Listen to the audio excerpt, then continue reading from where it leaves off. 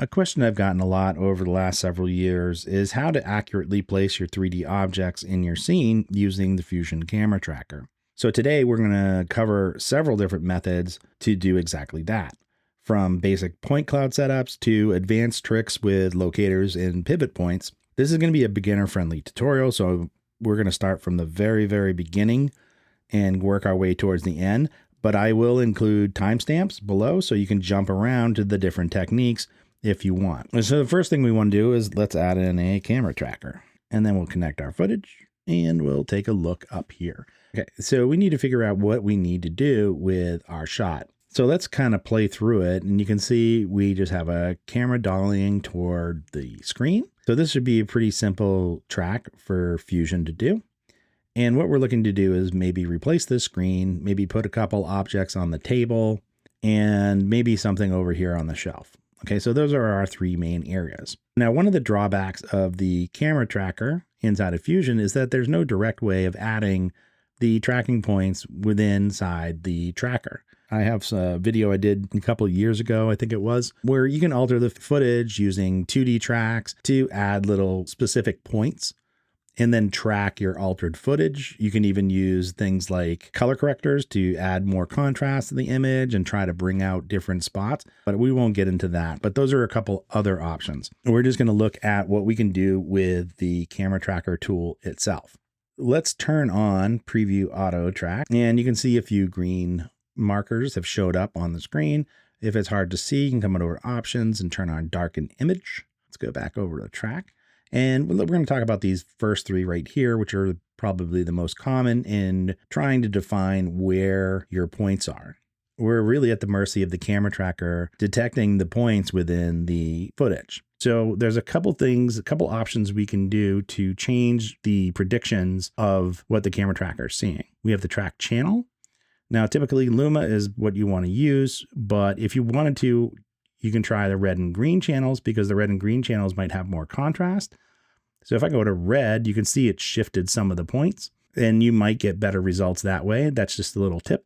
So I'm going to leave it on Luma. We also have detection threshold and minimum feature separation. Now I go into more detail with this in another video. I have a deep dive on the camera tracker. So if you're not familiar with all this stuff, you can go check that out. I'll put a link below. But the detection threshold will help if I bring that down just a little bit. It's going to add more. It's going to detect more points. And then we have the minimum feature separation, which is going to help spread out points more evenly across the entire image. So let's bring this down, maybe down to 3. And now we have a whole bunch of points. We have several points on the desk. We have several points on the computer. In particular, we have one right here, one right there, and one right there. And those 3 points right there should be enough to even figure out that screen. We even have a point over here on this book, which is pretty close to the shelf. So it looks like we have a good spread of points. So let's turn off the preview. I'm going to turn on bi-directional tracking and hit auto track. Word to the wise, depending on your computer, you don't really want to bring these all the way down or you're going to be adding so many points and it'll take a lot of processing power. But anyway, let's go over to solve and just hit solve and see what our initial solve is. Okay, so we got an error of 1.26. You can see there's a whole bunch of red trackers in here. So why don't we clean this up and see if we can get that below 1. Now we added a ton of trackers here. So under the maximum solve error, I'm going to bring this down to 1.5, which means that any tracker that's above 1.5 is going to be selected. And we're going to just delete those. And then we'll solve again. Okay, and now we got an error of 0.42, which is actually quite good. And I think we have the kind of spread we want. So let's take a look at our point cloud, and we can do that before we even export. Let's bring a 3D merge down. And then we have 2 outputs from the camera tracker. And one of them is the 3D scene, and you can drop that right into the merge 3D, throw it up into the viewer, and then we can see what we have so far. So for me, just looking at this, I can tell where the computer is. The computer is right about there. This would be the desk down at the bottom, down here. Oops, like this. That's pretty much the desk. So we can get a kind of a basic understanding of what's going on, but that's not really how that's sitting in the space. What would be nice is to make our working area, make it a little bit more easy to work with. So let's go to the camera and look through the camera view. And what we want to do, our working space that we're going to be using is going to be that table. So why don't we set that as the ground plane?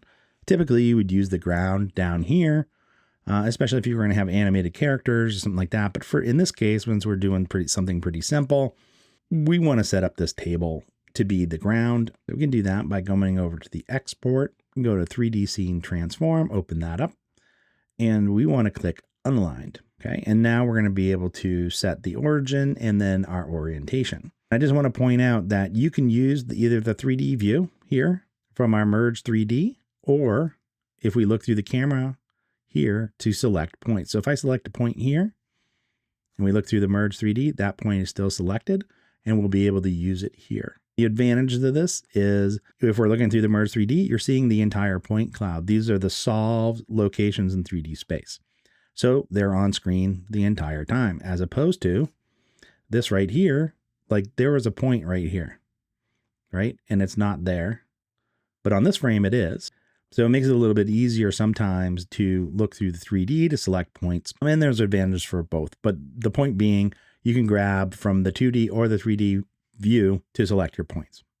Okay, so I'm going to use this one as the origin. So let's set that as the origin.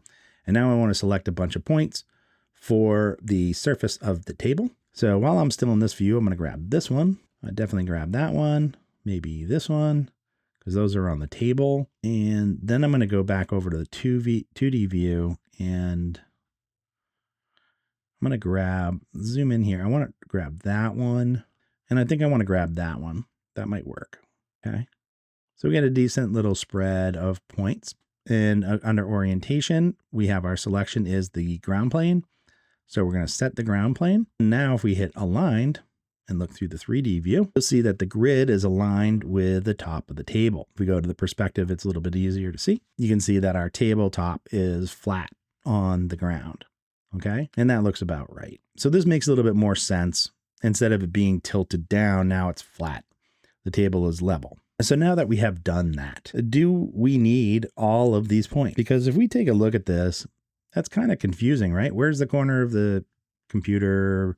I suppose if we come through this view, you can kind of see where each one of these points are, but we really don't need all of those points. So why don't we clean up the points to make it a little bit leaner? We can do that by coming over to the solve in the camera tracker down at the very bottom. Let's select all, and that's going to select all of our points. And what we're going to do is under the export flag, let's clear. That is going to make it so none of the points are going to export. By default, all of the tracking points will export. And then we'll deselect and let's select only the points that we want. Let me see. I want shift, grab that point, that point, that point. I think it was that one, that one. I'm going to grab the origin point, this one over here, that one over there. These are basically the points that we used to line up the ground. We want this one back here to know where that shelf is. Actually, I might even grab one of these. These two right here, are those on the bottom?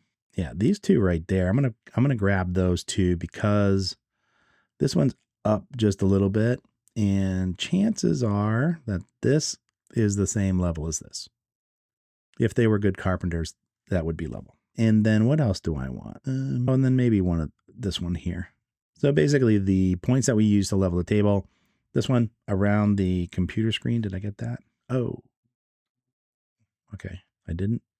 These three around the computer screen, maybe this one, and then maybe one in the center just to give us an extra point. So we have 14 trackers selected. We'd come up to the export flag and hit set. And now only those 14 trackers are going to be export. So now we can go back to the export. We have everything aligned and hit export. And now we have our 3D scene. And this is going to be a little bit easier to work with. And you'll see what I mean in a minute. So let's take a look at our Merge 3D. So now if we take a look at this, that's pretty easy to see. You know exactly where things are. We have our 5 points, which are right here. It's our computer screen. We have those 2 pieces on the shelf. That one's on the shelf. And then we have all our points down here. And those are the table. Okay. And if we view through the camera, you can see how those line up. Now, me personally, I don't really like the crosses, so I like to change the point cloud to points. Okay, so now we have a decent looking scene. Now let's start talking about setting up everything so that we can easily put stuff in. If this was a scene I was working on for a client, probably one of the first things I do is take the time to take my ground plane and fit it to the table. So if I had to manually add something, I know exactly where that is. So why don't we do that real quick? We can do that by, in the ground plane, I'm actually going to set this to 1, make it smaller. I'm also going to change the material color to something like white so it's easy to see. So we have 2 controllers on the same screen. One's the point cloud and one is the ground plane. And when I select the ground plane, it's in the way. So you can see a Z axis and a Z axis. This one here is for the plane. And so it gets kind of confusing. And if this happens to you, one thing you can do is right click, controls, active tool only. And now it's only the controls for the ground and we can move it around. Now, if I use these tools here, because I want to move this back in Z and I'm having a hard time selecting it. Oh, there, I got it. But I'm having a hard time. I want to move this back in Z, which is the Y axis because we have flipped it. Okay. Just FYI. So it works. These controls here work as though this is the world space. These controls here are going to work in local space, which means if I go like this, it looks like I'm going to rotate in Z. But if you look over here, I'm going to rotate in Y. Okay. And it seems a little confusing, but don't worry about it. When we discuss the screen replacement, we'll talk about it a little bit more in depth. Let me put that back, and then I'm going to go to scale, turn that down. Let's make this a little bit wider. See if we can get the whole table, and then we'll rotate it. Okay, so that looks pretty good. I don't know, you don't need to be too precise unless you're doing some dynamics.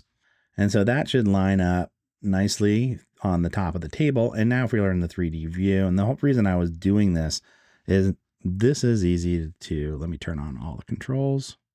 Now it's super easy to figure out what's going on. That ground plane is the top of the table, literally the top of the table. You can tell where the computer screen is and all of that. Okay. Okay. So now let's talk about the point cloud and being able to add objects. So we can manually add objects to our scene by just grabbing them. And then we can either look through this view or the perspective. And let's change this to a cube. Before I do anything, what I really would like is the pivot to be on the bottom of the cube. So if I have to move it around, or if I have to scale it, that it'll be scaled from the ground surface. So once I place it on the table, I have full control of the object. Now I didn't change anything. The scale of this cube is 1 by 1 by 1. So I know negative 0.5 is the bottom of the cube. If I go Y in the pivot, go negative 0.5, that is going to be the bottom of the cube, which also means I need to move this up 0.5. If I move it up 0.5, then I'm going to be flat on that table, okay? And we can see that.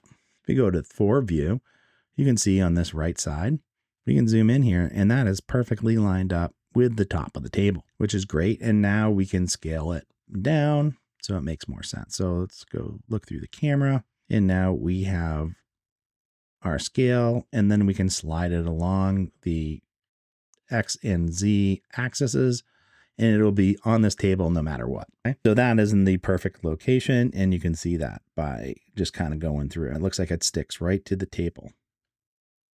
So that's how you can kind of do it manually and move the pivot, and so that we can slide it around. Some of the other options we have if we select a point, you can go down to point cloud. I think the way to look at it is create shape is using one point, and it will put the center directly on the point cloud point that you have. Then you have create align shape, which needs 2 or more points, and it'll align the Y axis of your object to whatever points you have selected. And then we have the create image plane, which you can use at least 3 points to line up a plane with all those 3 points. You can use more than that, 4 or 5 even more.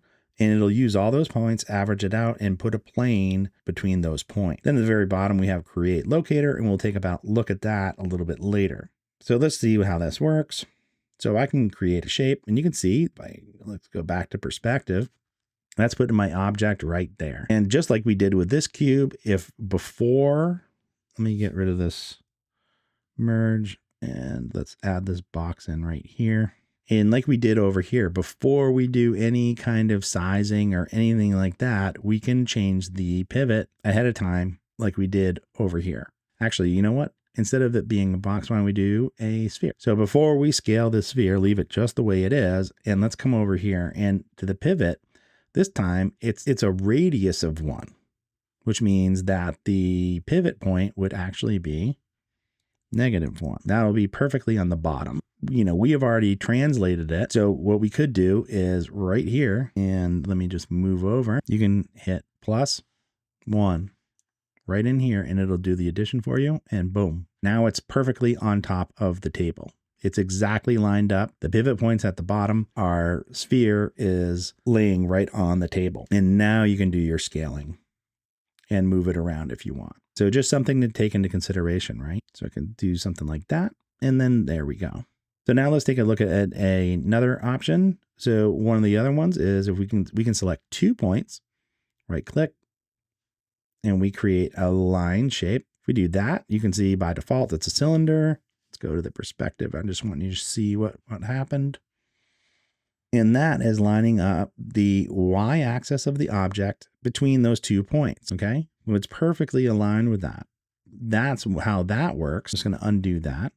And let's look through. And then the last one is the image plane. And so we can do that by, let's select these points, holding shift. Why don't we just grab all 5 of these points, and we're going to use all 5 of these points to kind of figure out the plane for the screen. Okay, so we right click and create image plane. Okay, so it's a little twisted, so we'll have to fix that. But let's go into the perspective. And this is what I want to show you, because this is one of the gotchas that happens. Let me split the view, and over here, we will look through the camera. And let's just organize this a little bit. I'm going to bring this image plane up here. So we need to turn that image plane, right? We know that we need to turn it, and the z-axis is facing straight out as we look in the 3D view. If we come over to the translation here, you would think I can just rotate the Z and this is going to rotate properly. But let's see what happens. We do not want it to rotate off of this local plane. So as we're looking in this perspective view, that plane should be flat, right? But if I start to rotate here, look what's happening. It's starting to twist. And when I kept on going, you can see this is twisting all over the place because it's still, the rotation in here is kind of like world space. So let me bring that back to where it was. But if I come in here and I use the Z rotation, so I'm going to use this, you can see right here in this viewer, it's going to rotate on that local axis. And if you look at the rotation here, you're going to see that it's actually, the numbers are changing in X, Y, and Z. And so that's what we want. And that will keep it perfectly aligned. So if you went over here to do the rotation, you're like, look at it, and you're like, oh, I need to rotate in Z. And you rotated a little bit here, you're actually not going to be in the right location, and your image placement will look like it's sliding or it's off. So that's a really important thing to keep in mind. Okay, so we got that there. Let's see, maybe we can, so that's roughly it, right? Oh, maybe I need to rotate that a little bit more. Look better. Something like that. So that's pretty close. And you can see that kind of fits in. So now we have that precisely in between those points, and everything's looking great. So those are the basic ways to add objects into your scene to get them precisely in the right location. The next thing I want to talk about is the pivot point. Let's take a look at this shape. Okay. We have this cube right here, and I'm going to bring this single view, right? And I want that cube, say I want to move it over here to this point. Now I move the pivot point, and you would think if I come over here, select this point, and I copy that point, that I should be able to come over to the shape and just paste the translate group, because that's typically what you do. I want to move this pivot over here. Okay, so paste. What the heck happened? It went down here, because what's happening inside the shape 3D is it's really kind of compounding all of these adjustments. So what we need to do is we want to be able to basically zero this out if we want that to work properly. So let's undo that. And let's talk about how we can zero that out. So in order for this to work, we actually have to zero this all out, or we can bring in a new box, whichever you want. And this will work across the board. You'll see what I mean. So let's reset the box. Okay. And I'm going to come back here and let's set it to cube. So we're at 1, 1, 1. And let's look at it through just by itself. Okay. And what we want to do is no matter what we do, the center to this shape, if we change any of these in here, the center is still here. It's just going to be transformed in here. And if you've used 3D, it kind of remembers all of this stuff. And what we want to do is freeze the transformation so that it's all zeroed out. And so what we want to do is use transform 3Ds to do that. So I'm going to add 1, 2. This one here is going to be the pivot. So let's rename it. That's our pivot. And this is going to be where we're going to do all of our transformations and scale. And this is going to make it work well. In the pivot, let's pin this and then we'll select the transform. So what we want to do is actually move the object, because what's going to happen is this one right here is still going to keep the axis at 0, 0, 0 in the center. But this one, we can move the object itself, and then it's going to get zeroed out when we come to this one. So let's see how this works. So I'm going to grab both of these with the pivot open, have it pinned. We want to translate, not the pivot. We want to translate it. Okay? And so I want to bring it up. So I know that the cube is 1 by 1, right? So why don't we go 0.5? You know, and then you can move it around here if you want using the controls. I can go like this, up and down, whatever you want to do. What you see down here, that one right here is this transform. So now if I go to this transform and I just select this transform, you can see my pivot is actually right there at the bottom. Okay. And now we'll do our transformations from that point. So now let me undo the pivot. And so we're only looking at the transform, so we can scale it down.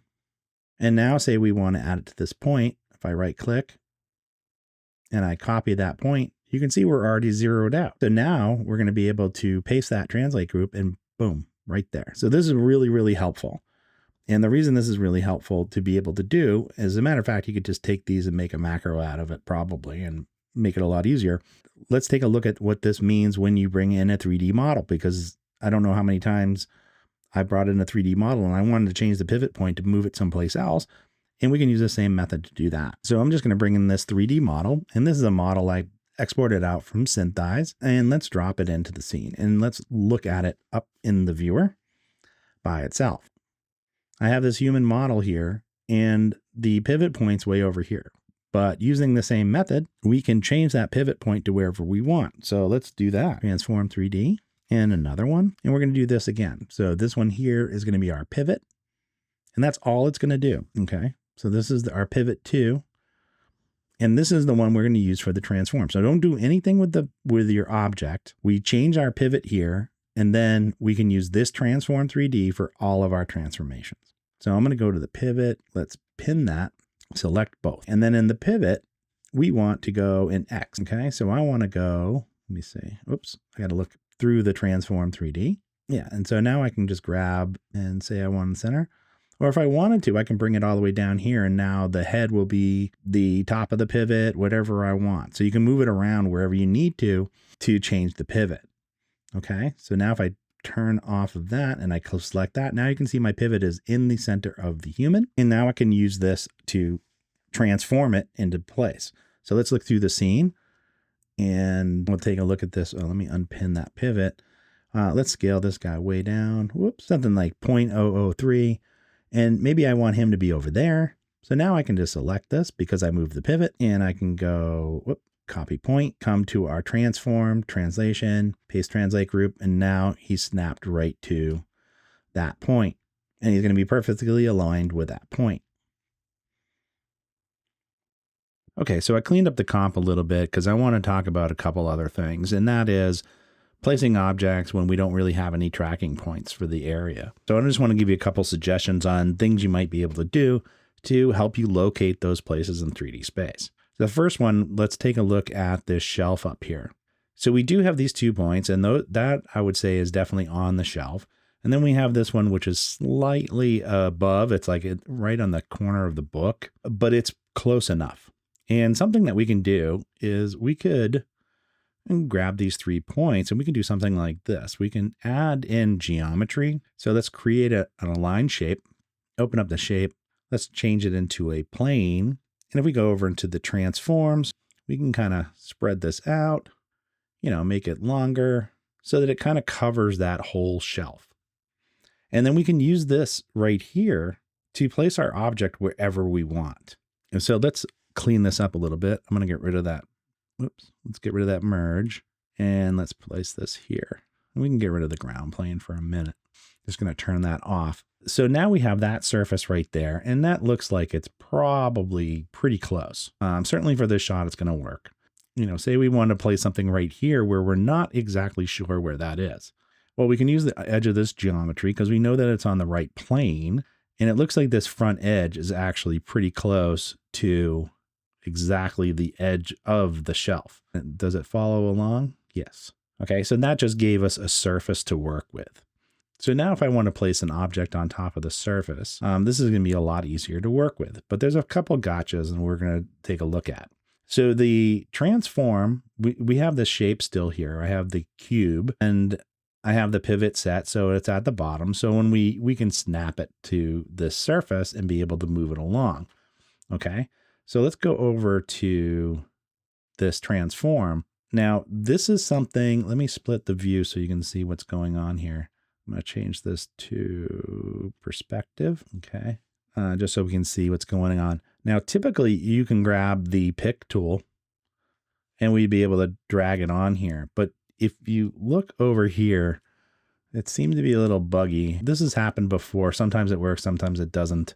But at any rate, so if you do it really quick, it'll work and it will stick to the surface like it's supposed to. But if it's not working, a workaround is to just turn it off and then use the picker and that will stay on the surface. Okay.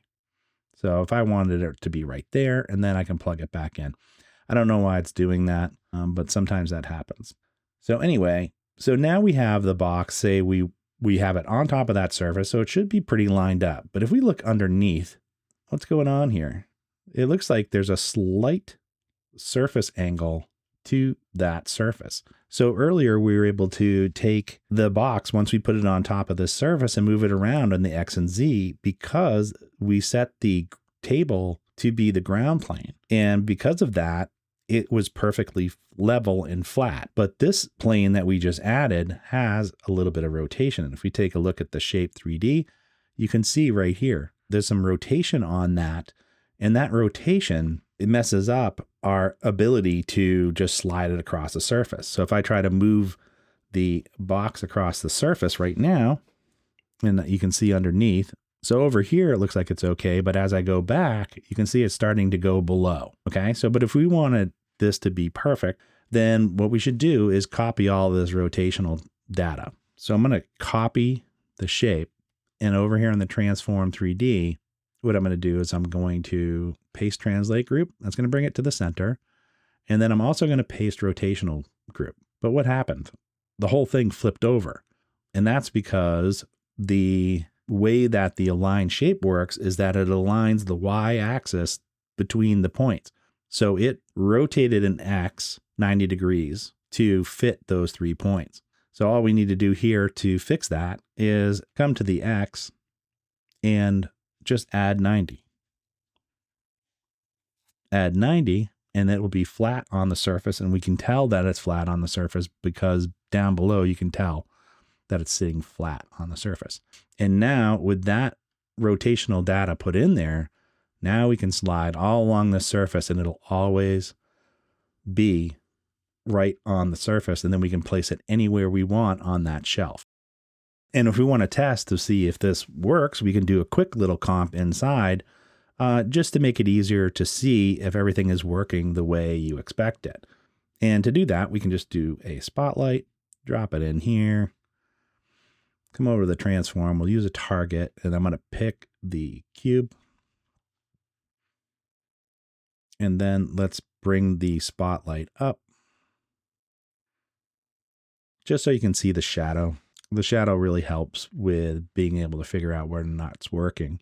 And why don't we look through the render? And if we change a few settings, we'll be able to get kind of a quick comp. So we can do that by coming over to, in the camera renderer, we're going to use the software renderer, make sure lighting and shadows is on. Over in the ground plane, we're going to go to the material. We want to turn off the lighting, but we want to keep the shadows. And over in the controls, go to the blend mode, and under software, we can change it to multiply. And that's basically going to do a quick composition inside. And now we'll be able to kind of visualize if everything is working the way we wanted it to. Let me bring a little light to the front, something like that.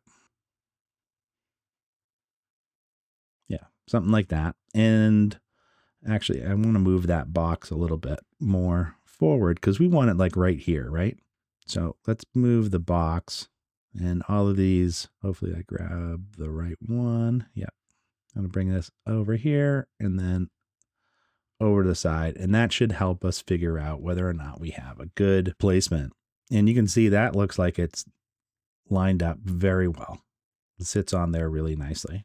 Okay. The shadow is a little, but that's because of the spotlight. If we come over here, I don't want to get too carried away here, but we can change the map size up and that'll make it more accurate. You can see right there, do something like variable and bring down the spread. And now you can see it's much better, much more accurate. But anyway, so that's one way that you can find locations. Even if you don't have any points, you can use clues from elsewhere inside the composition to help you make some surfaces, and then you can use those surfaces to add the transformations to an object, and then you'll be able to slide it along those surfaces to figure it out. Okay, let me get rid of those. Let's put everything back to where it was. So I want hardware renderer, and yeah. And now I want to talk about, let me bring this back to the center. Okay, and let's go through the 3D view. We talked about this earlier. There's no option to actually add trackers in to your shot to add points to specific places. But we can use things like Locator 3D to actually find 3D locations. That's not what they're really made for. The Locator 3Ds are made for exporting out 3D point clouds or 3D points into 2D animation that can be used to track in objects down the line. So let's take a look at that. The traditional way of using the locator, if we right click on a point, come to the point cloud, we can do create locator. And let's just take that out and put it in here. This locator right here is meant to spit out 2D animation down the rest of the pipe. So I just want to show you how this works traditionally. So what we do is bring the camera into the locator, or you can put the locator after the merge 3D. You can connect the merge 3D into the locator. It just basically needs the camera. And then inside the locator, come down to camera settings, make sure that it's auto resolution. I don't think you need to select the camera. Let's leave it at default and see if it works. A lot of times I just put it on the camera anyway, but I'm gonna leave it at default. I think it'll be fine. Now that locator is coming through our scene and it's gonna export out 2D animation we can use down here. And we can see that by, let me just grab a fast noise and a transform. We'll just drop that in there and merge that over in the transform. Why don't we size it down a little bit just so you can see what's going on. And in the transform, if we come to the center, for example, we can right click, connect to, and you can see our locator. And we have this option right here, position. And that just snapped right to the locator from the 3D. But you can see there's animation. So as we go through, now we have all that animation from the 3D camera, which is pretty cool. But I just want to show you that real quick. But we're going to use it a little less traditionally. So let's delete that. And let's just add in a locator 3D. And we'll connect it up to, we can connect it up here. And then we want our camera going into the locator 3D. Over in the locator 3D, let's make it renderable so we'll be able to see it. And in the camera settings, let's just make sure that we have the camera default at the least and auto resolution. Make sure it's the right resolution or else it won't work. So let's take a look at the scene in the 3D, and I'm going to undo the box for the second. And you can see our locator right here at the center. And what we're going to do is we're going to take this locator, we're going to connect it so that the Z-axis faces exactly the center of the camera. We're going to freeze the transformations on a certain frame, move this into wherever location we want. Then we're going to move to a different frame, and only using the Z-axis, we're going to move it along the Z-axis until it finds the 3D location by triangulating the position. Now that may sound a lot, but it's pretty easy. So let's see how we can do that. So to do that, we need to come over to the transform of the locator, and we want to use target. Okay. And what we want is we want the target to be the center of the camera. If we come over to the transform, we want this information right here in the transform. Okay. So we can do that. We can either copy it from there, or we can right click, connect to 3D camera, X offset, and do it each one, Y offset, Z offset. So right click, connect to camera 3D, Y offset, connect to camera 3D, Z offset.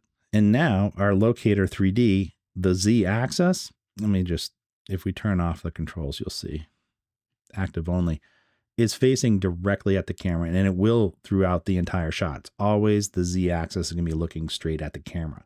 Okay. So that means that we can move this around and triangulate a position. So that's what we're going to do now. We could do it on frame 0, but I feel like we always do things on frame 0. So I'm going to go to a different frame. Why don't we go to frame 10? And I'm going to take this position and just kind of move it around and say, what do we need? Let's say we wanted to add something up here on top of this binder. So I'm going to move this over here, and we're looking at the 3D view, and it may be a little easier to, let me bring up the render and show you. This is how I set it up. And then over here, we're in the perspective and in the locator. Yeah, make rendered. And if we zoom in, we can do it this way. It's probably the easiest way to get it accurate. You want to be as accurate as possible. So I'm going to move this like this, and then, yeah, so something like that, right at the top of that binder. Now, before we do anything, right now, in the transform, we have the animation for the entire camera, but we do not want that. We want to freeze the transformation right here. Okay, so we only want it facing directly at the camera on this frame. Okay, so what we want to do is come to the target, remove all from target group, and that's going to freeze everything on frame 10. And then we just move down like this and just move anywhere. And then we can take the Z axis only, and then you just start moving it until this lines up again like that. And if everything worked out, let's see, just visually looking, I can see that these points right here are the computer, right? These points, these 5, and you can see this is out just a little bit from this computer screen, right? And if we look at this, you can tell that this is out in front of the computer screen. So we might be good. Let's see. So as we go through, you can see that that perfectly lines up with the top of that binder. Okay. But what can we do with that? So one thing you can do, okay, if you have a setup like this, let me go zoom out a little bit. If we have this set up here, where we have this 3D object, I'm going to let's go to single view. We have this 3D object, right? We could, because we set up everything this way, right? We can use this transform to this locator. So we can just take the locator, copy it, come to the transform, and in the translation, we just want to move this up to our locator. We can right click, paste translate group, and there it is. And now it's perfectly lined up where we want it. Another thing that might be helpful is maybe I want that locator 3D to be part of my point cloud. We can actually push this locator 3D back into the point cloud. Now, the reason this might be helpful, for example, you do a 3D camera track, you got these 2 points right here, but you need another point on one of the corners of the screen. and you didn't get any, or you need a point somewhere else in your scene and you want to be able to use the point cloud, you know, for the options, these extra options down here for creating a shape and aligning objects, right? Well, we can do that in the point cloud. With the point cloud selected, we have an option right here on the toolbar, which is to add a point. So if I add this point, and I'll just say, this is a binder. Okay, this is my binder point. And if we open up, you can see we have X, Y, Z. The biggest problem we have here is that the locator information, this translation point, doesn't easily go into here. If I right click here, connect to, we have our locator 3D one. Okay, it only has distance. That's it. And that distance is not going to work. That's that animation we use to connect the transform. That's a 2D animation. What we need is that XYZ. Now, there's a couple ways we could do this. We can either come into the locator and we can publish, or we can go into the point cloud and we can set up an expression. So either way, right? At least that's a couple ways I can think of doing it. You just do expression. We can pin it, come to locator, and then grab your expression, drag up to the top and say right to the X. And now it's going to select that. So you can see 0.98.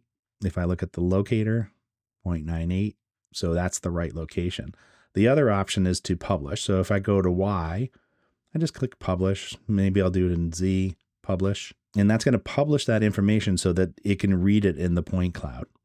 And so what we would do in the point cloud, let me just bring this up to the top, is go Y, right click, connect to locator 3D one. And now you can see there's a Y and Z offset. We just go Y offset. And now we can do it with the Z, connect to 3D one, Z offset. And now you can see my point over here.